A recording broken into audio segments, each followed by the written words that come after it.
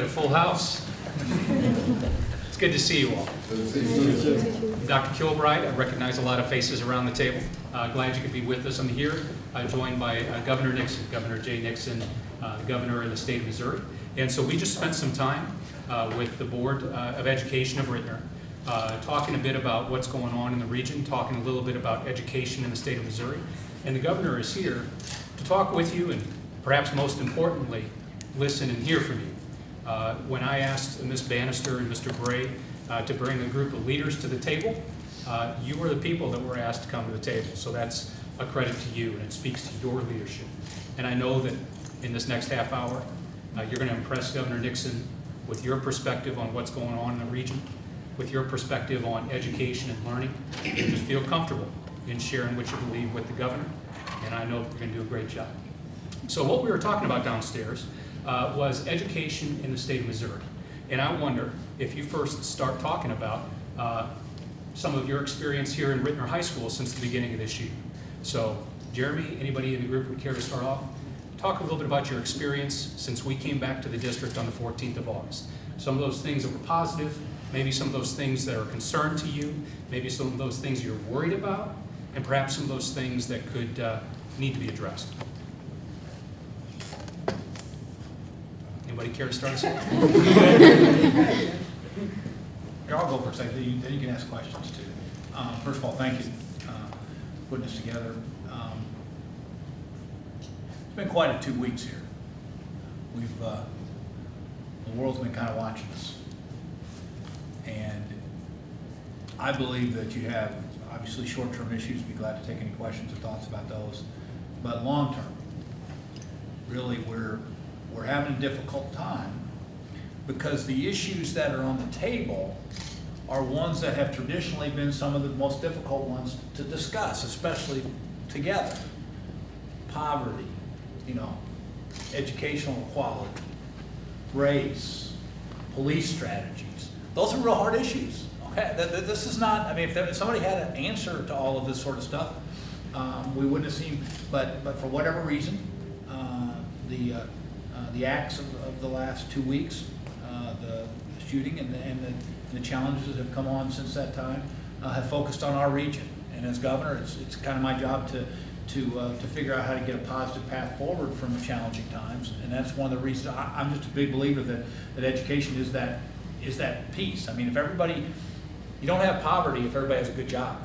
You don't have, if you get economic independence, and the best way to get that is a good education, because if you arm yourself. So we're trying to look at some longer term strategies with it. I'll take any questions anybody's got about the last week or 2 weeks, or any comments anybody'd like to make about anything. Yes, ma'am. I like the fact that we've had officers here within the past few years, but it seems like this year the officers are a lot more friendly and they're more willing to walk up to you. Hello, I'm Officer Evans, or I'm Officer Skanga, and they just talk to you, and it makes you feel more comfortable with them. And I think that's a great thing that they're doing right now, especially with everything that's going on in our city. I was in another school last week in this region. The superintendent, right before I got there, asked the group, and I'm not asking you a question here, but said, there were 20 students, how many of you trust the police? 2 hands went up. They said, how many of you want to be police officers? And everybody's hands crossed, and they sat back like that, like no way, no way, no way, no way. I mean, so the challenges, you can see challenges, obviously, if you don't trust somebody. And I think the point you make about the officers, they're real people too. They got a hard job. And so communicating directly to them, and it's a good sign that they're communicating with you. That's what we're trying to do. If you saw when we had the response, and when I took over the response on the law enforcement side and brought the highway patrol in and Captain Johnson on the front end of that, we switched tactics, shall we say, to a community policing tactic.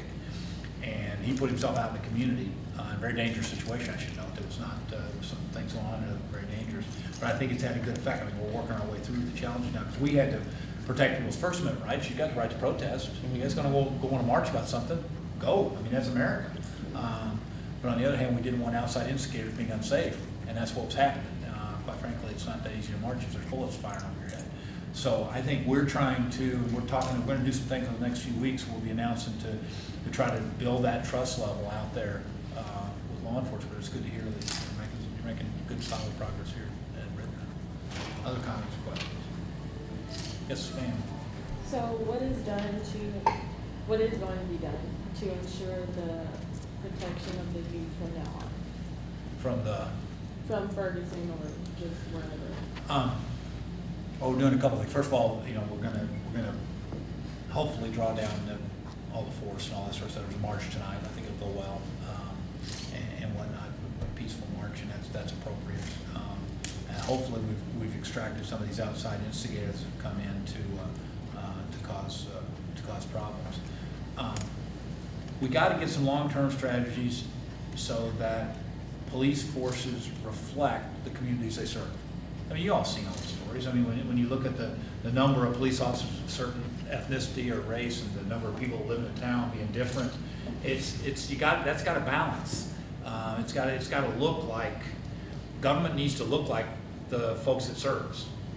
As diverse as this is one of the most diverse districts in the state. I mean, we're a district here with plurality is all in the 30s as far as white, in the 30s and African American, and double digits in Hispanics. This you're right here. You're on the edge of what's really one of the most diverse districts in the state. And so, what we're going to try to do longer run is to make sure that that same level of diversity is reflected out there. Not that it takes a Hispanic to police officer to talk to a Hispanic, or a white to talk to a white, or African American to talk to African American. But just that if the police force looks like and feels like their community, it works better. It just does. You can't do that from outside in. So that's one of the strategies that we're looking at, ways to do that, both recruitment and training. So that's a concrete example of something that our Department of Public Safety is going to start working on as soon as tomorrow. Next comment or question. Yes, sir. So what are you working on currently to prevent what happened in Ferguson in future years to come? I think you got three things you're working on at the same time here. First is tactically finishing out the operation here. We're drawing down all of the police forces. We're doing the things that you do to get a hot spot. You deal with it, then you move folks out. So number one, people can be relatively confident that the presence there of external law enforcement is going to come out pretty quickly. So that's a short-term tactical thing.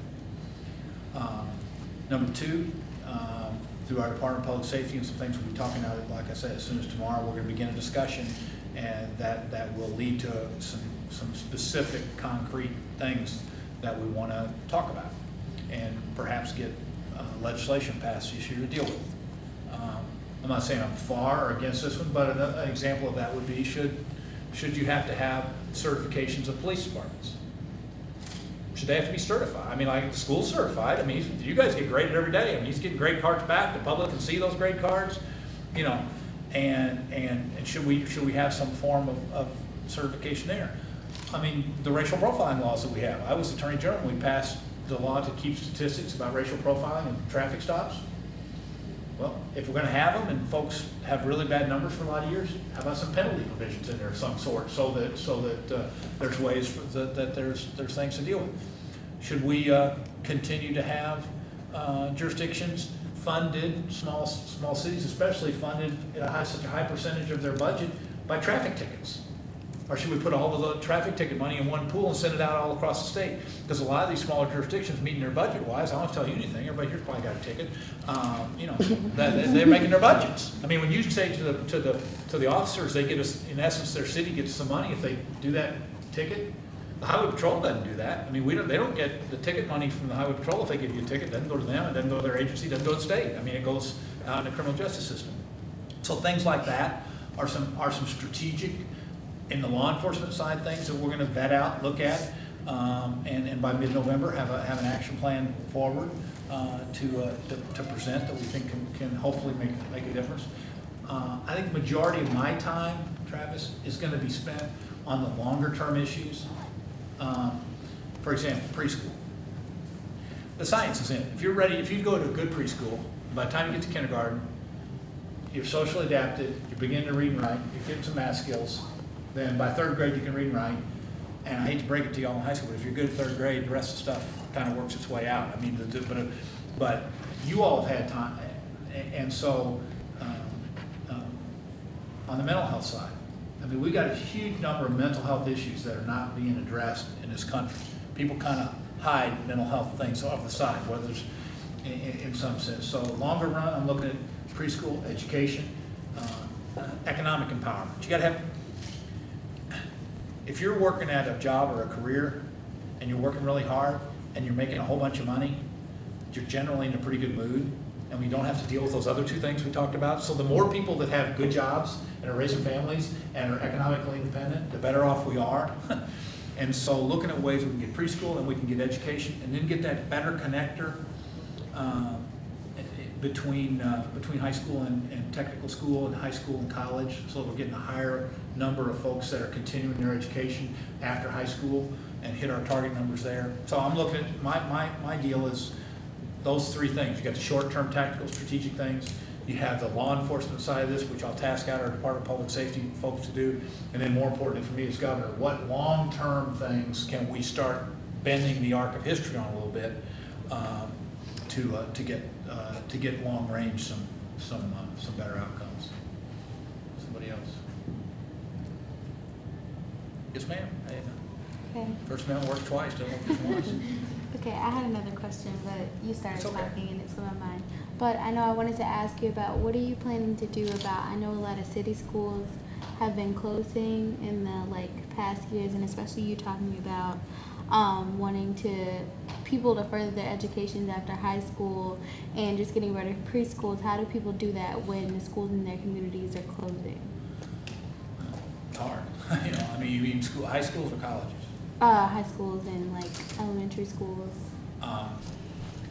Well, the sizes of those and the closing of them, I mean, you mean closing or do you mean some of them that are getting decertified? Both. Sorry, Yeah. I should have been clearer.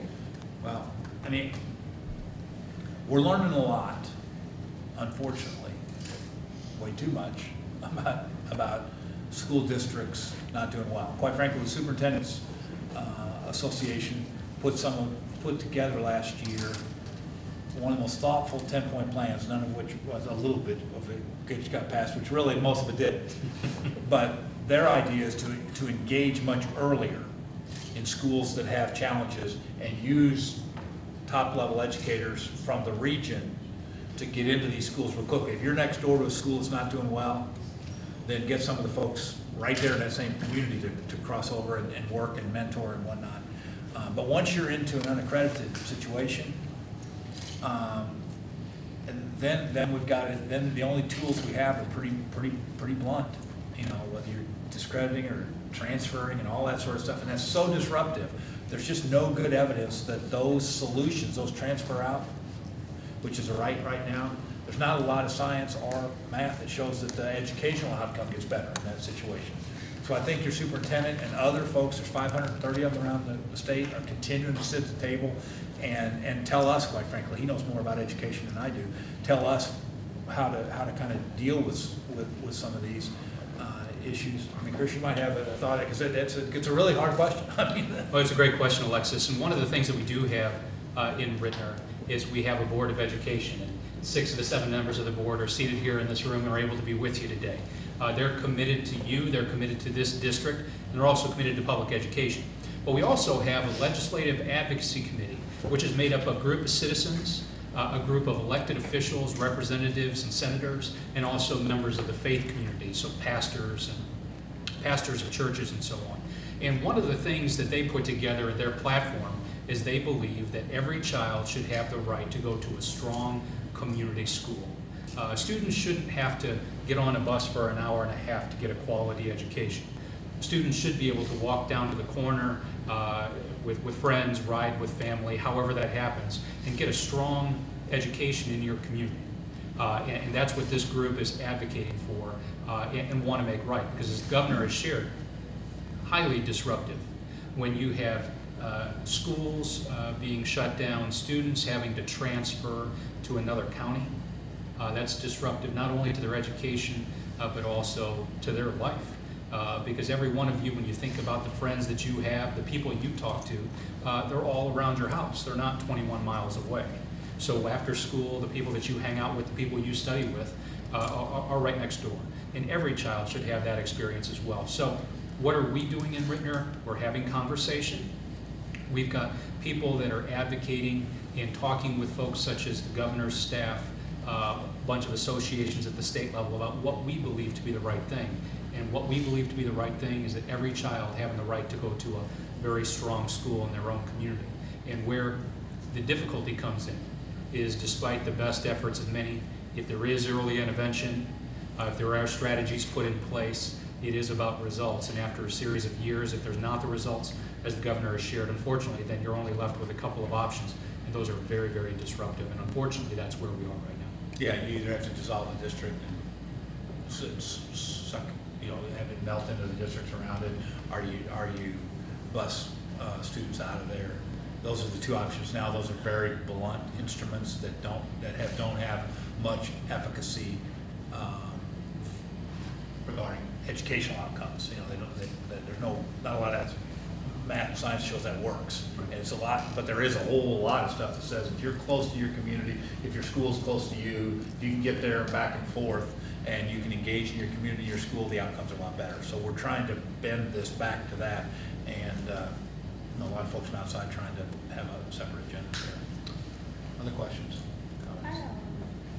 When you guys were talking about the strong schools and how we should have a community around us, there are kids who have been going here for years and who didn't move because of schools, but just because mothers transfers and they still want to continue going to Ritenour, but they're not able to because they're not in the school district. Why do they have to be kicked out, especially if they've already been going here for an extended period of time? And I understand that they were lacking in like tardiness and if they weren't even putting in work, but you have kids who have at least a 3.0 or above, but because they switch school districts and don't live in the community, they're being kicked out of Ritenour, which I don't really understand. It's a great question. I'd be happy to answer that. Yeah, thanks for asking the question. So, to be fair and to be equitable, if we were making decisions based on students' grade point average, or if we were making decisions based on students' attendance, so if a student had a low grade point average, or if a student had poor attendance, if those were the students that weren't allowed to come back, then in my mind that wouldn't be fair nor equitable. We want the Ritenour School District to be successful. We want the Normandy School District to be successful. We want the Riverview Gardens School District to be successful. And I don't believe that we support that when there's large amounts of money that are flowing out of those school districts. And so it gets back to that idea of supporting strong community schools in the communities. And right now, the structure that we're under, students that go to Ritenour High School, to the Ritenour School District, have to live in this community. Students that attend the Normandy School District, other school districts, have to be residents of that community as well. And those are the guidelines that we work with. It does make makes for very difficult conversations because I would love to educate every child that walks through these doors. But the system that we're under right now, you have to be a resident of this district because the more money, the more transfer funding that flows out of Normandy, $7,000 or $9,000, makes it more difficult for Dr. McNichols, fabulous teachers in Normandy, to educate the children that they do have there. And so by maintaining the structure, I do believe that we're supporting Normandy. I think it's an interesting issue though, because if people move, especially in the ex-urban areas, the most mobile population in our state is in what you call ex-urban, outside the city, but in the kind of county outside the big cities of Kansas City and St. Louis. So you have a lot of movement. A lot of people just move because you get a different job or a different apartment or a different house or whatever. There's no desire to guy, like, it just happens, like you said. And I mean, it's one of the, there are some methods in place to allow those students to continue in those districts. It's just really challenging to do that. One of the reasons it's challenging, Taylor, and I understand practicality-wise, and we might look at some of those issues as to whether or not for certain students that have stayed for a number of years, you might have some sort of option. But since the local school district, the local money that comes from schools is property tax. So the state side is some sales tax and some income tax that we collect at the state. We send money to this team here, and they make choices. But at the local level, The money that comes to school districts comes off of property tax. In other words, if you have a house or a business, you have to pay a certain amount of what's called property tax, a little piece compared on what it's worth. So the reason why this is so hard from a financial perspective is if you let too many folks that don't live someplace go to school there, there's no income as a business, just the business of schools. If you have a whole group of folks going to school there, but there's no money coming in locally, then then you don't have enough money to pay the teachers, and you don't have enough money to pay the bills. So there's I understand for the individual students, but that's why in order to change that, you're going to have to change the way that you fund schools at the local level, and that's a kind of a cataclysmic thing to do. I mean, to say we're not going to do property tax for schools and how that would work and all that sort of stuff. So that's the kind of the business behind it, reason why you see some policy decisions come out. And plus, there's a belief that, and I agree with this belief, that if you tie people directly to their schools, if you say there's a connection to where you live and where you go to school, there's a lot of studies out there shows the pride of a community will lift schools to higher quality than just people coming in to go to school there.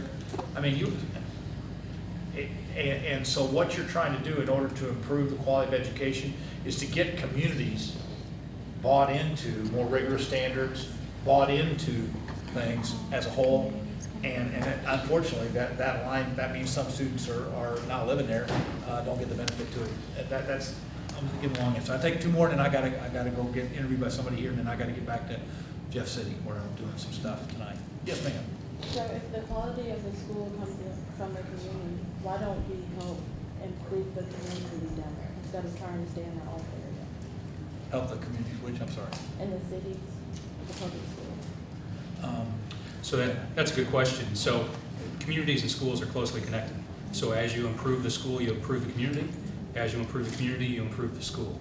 And so through groups, we do work together. We collaborate together and share ideas to try to bring everybody up. There's a quote that a rising tide raises all ships, and it is about working together to support every child throughout the region. It's a good question. Yeah, and it's people like to move where there's good schools. Houses are worth more if there's good schools. So it all kind of is a cycle.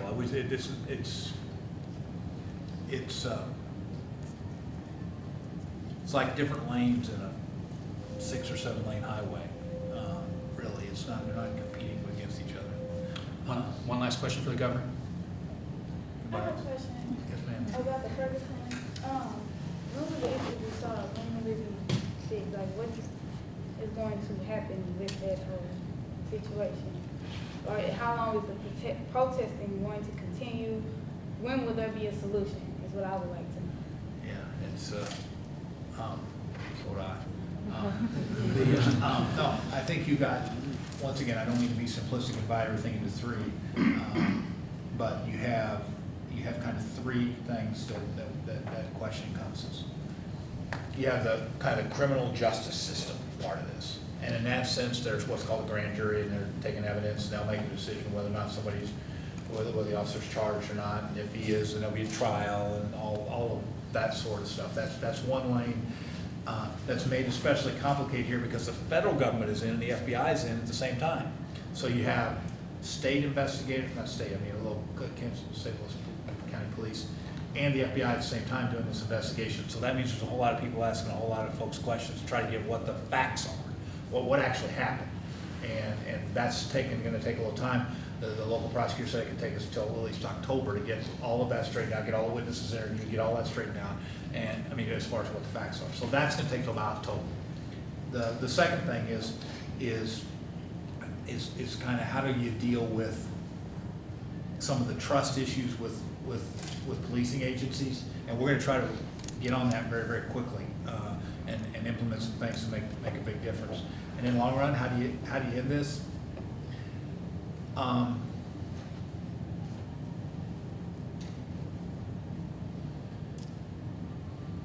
Racial issues have been very hard for our country. They've been really hard. And what has happened, in my opinion, is that people of my generation have kind of fallen into the political correctness speak on both sides of these various issues. And the discussions haven't been very real, very tangible. And so people block up and they can't get to the deeper, more difficult challenges. So when's this gonna get solved? It's gonna get solved when we live in a really equal society, where everybody, regardless of where they're born, has equal rights and equal opportunities to be whatever they want. Where racial issues that have sparked up in the past become a thing of the past. It's only gonna get better if you guys make it better. It's a little late for us. I mean, I can talk about tactical stuff. I can talk about preschool. We can talk about long-term funding sources and all that sort of stuff. But one of the reasons I'm here is this district, I think I looked at the numbers, is 38.7% African American, 39.7% African American, 38.6% Caucasian, and 14-17% Hispanic. I mean, if you guys get along, disagree, and get along, people say about Congress, their problem is they can't agree. That's not the problem. The problem is they can't disagree. If you all can disagree respectfully in this microcosm of Ritenour, you can be a real example for a whole heck of a lot of people all over the country. There are very few school districts that has that concentration in one area of that disparity. And it's interesting. And so people are going to be watching it and studying it because it's one of the few districts in the country that has that trifecta, double digits and three separations. We keep statistics for Pacific Islanders. Apparently you have no Pacific Islanders in here, nobody from Hawaii here. But that, so you, I mean, y'all, I mean, if when you graduate, people walking down the hall, there's clusters of African Americans walking here and whites walking on the other side of the hall and Hispanics over in the corner, and 10 years from now when you see them at a reunion or whatever, you don't talk to them, then you won't have done your part. So lead. I mean, you guys got to lead. I mean, we've been a country for a long time, okay? And the economics of this country in the early 1700s and 1800s, in the southern part of this country, were built on some things that are an anathema to all of us. I mean, slavery, horrible. Right here in St. Louis, the Dred Scott decision was decided that said that one race of people are property, okay? And a war was fought over that, and we're still not done with it, okay? So, lead. Don't be afraid to discuss with your friends and not friends these important issues and be an example to us here in the state, really close to a place where the national press is, so when they come back for these trials, and I send in the New York Times and the AP in here, they can see you guys disagree with each other, but agree which way you're going to go on something. So I'm just asking everybody to lead. Younger folks got to lead. We've had our chance, and we've done okay. We've made some progress, but a long way to go, and I would ask you all to lead. I'm sorry I can't stay longer, and for those of you who did not ask questions, I do what I say at schools when I go to every school. You go home tonight, mom or dad or whoever asks you, what did the governor say? Feel free to say whatever, but make sure you tell them this. Tell them that he said that school is way harder now than it was when you were in school. You know what? Because it is. Okay, it is. We get great. You get grade cards. You got. When I was in school, we had to do a report or a paper. We'd go to the library, and we'd go to the card catalog and try to get the book until we need. And if that book was checked out, you go to the librarian and you tell them. And 2 days later, then after you got to keep the book for 2 days, you'd get that. You go get the book, and then you'd write your report out, and then you'd write it in handwriting. And you send it. So you'd have a week to do one report. And if somebody else had the book, you got an excuse, you don't have to do a dang thing for 2 days. On your iPhones, you got all those books right now. They don't give you 2 days off just because somebody else got the book. Okay? And we were competing against, when I was down in DeSoto, we were competing against kids from Herculaneum, Festus. Maybe we come up here, in St. Louis and compete with y'all on some stuff.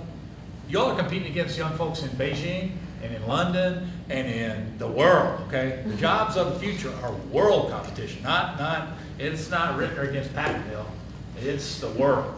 So your education is harder, it's tougher, and it's better, okay? And you tell your parents if they give you any trouble, just slide over one of your assignments and tell them to do it for you, okay? See how scared they get, okay? See, when they try to help you with your homework, by the time you're where you are, none of them can do it, okay? They act like they had this walk 5 miles through the snow to get there and got whipped by the teachers, they didn't get things right and all this sort of stuff. You got it tougher, okay? So use that. We're going to invest more, and when kids are here 20 years from now, they'll have it tougher than you.